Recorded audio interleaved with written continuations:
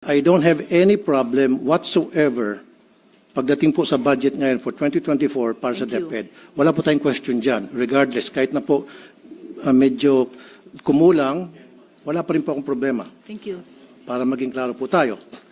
Ang problema ko, ang issue ko lang po kasi, for so many years po, sa programa ko sa Wanted sa radyo, palagi po ako nakakatanggap ng reklamo mula sa mga magulang ng mga estudyante sa elementary at high school na karamihan sa kanila ay mga mag-aaral, mga magulang na mag-aaral ng mga security guard, kasambahay, factory worker, na sila po ay naobliga mag-contribute na required ng eskwelahan through PTA para sa iba't ibang mga pangangailangan tulad ng electric fan, tulad ng jobos, tulad ng bond paper, tulad ng pambayad para sa sweldo ng security guard, sweldo ng janitor, para sa utility bills, etc., etc., etc.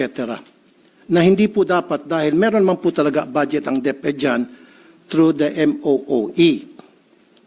Now, paano po nakukolekta itong perang ito? Para magkaroon po tayo ng idea lahat. Ang nangyari po ay dinadaan sa PTA, Parents Teachers Association. Now, pag-start po ng school year, nagpapatawag po ang PTA ng General Assembly.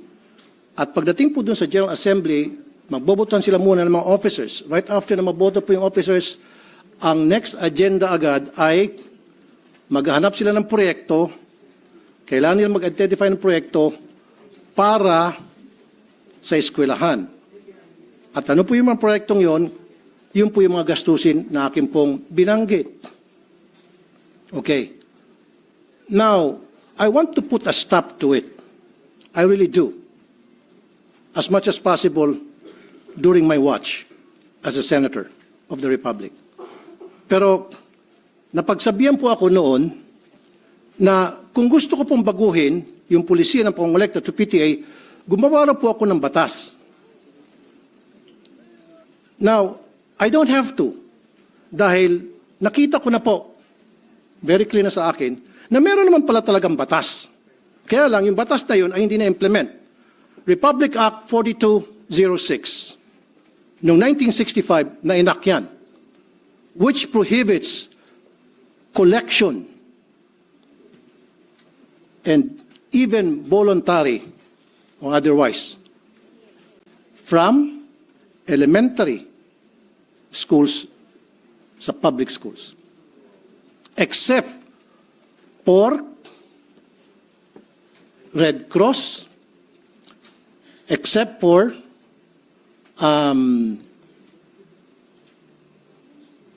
in fact, the only ones that was mentioned was Red Cross. Now, noong 1969, RA 5546 was enacted para ma-amend yung 4206. Dito po sa 5546, mas lalo naging malawak po yung prohibition sa collection.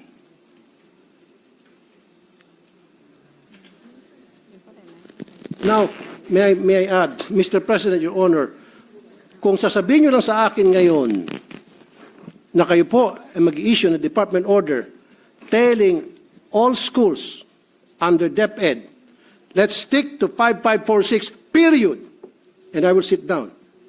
Otherwise, kapag hindi, magpipilit kayo, abutin tayo dito hanggang madaling araw. And I will not stop because I know I'm right.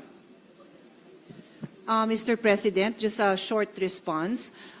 The policy of DepEd is very clear. They have a no toleration policy on the collection from students. So, itong huling mga nabanggit ng ating kasamahan na yung mga estudyante, nagko-collect, paulit-ulit din na sinasabi sa akin ni Vice President, DepEd Secretary na no, they will not tolerate that and they commit to investigate that. Thank you.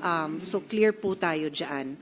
What actions, if any, have they taken upon receipt of similar complaints. And they confirm that upon receipt of similar they have received similar complaints, and they have actually suspended airing PTAs. So on that note, Your Honor, they are prepared to issue a department order strengthening the law. Thank you very much. Thank you. That's all, Mr. President, Your Honor.